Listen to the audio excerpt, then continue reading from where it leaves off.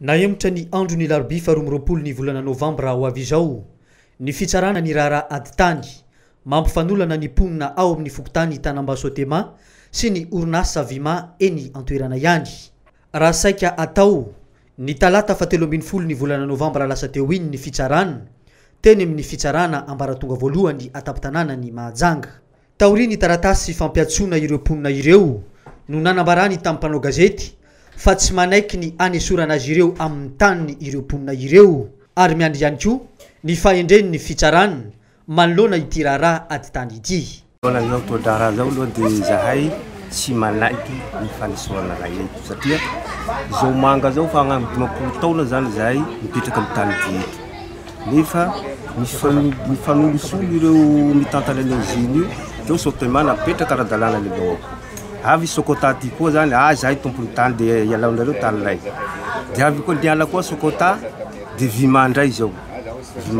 tomponady hoe esorina amin'ny taninay ianareo ka mampalahelo anay zavatra zay zany satria zahay ato le tsy mipetrapotsiny fa mandoa hetra amin'ny commune depuis hatramizay zay mandoa hetra tany ity ka mahagaga zany ato afara koa zany any anay koa tany hoe Vima fa Sokota zany fa tseo de nany Vima koa zany ka zahay zany de fa misy ray aman-dreny fa agny amin'ny 20 taona mipetraka amin'ny toerana ty ary ny hitany tompony Sotema zany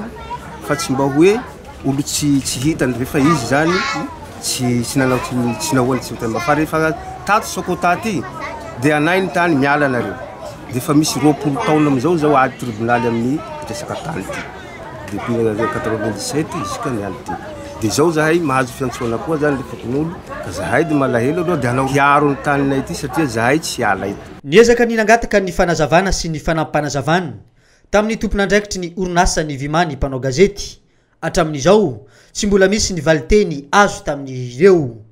Ny fitsarana kosa dia ho tanterana ny andro ny larobia faharoa amby roapolo ny volana novambra ho avy izao eny amin'ny fitsarana ambaratonga voalohany eto ataptanana ny Mahajanga.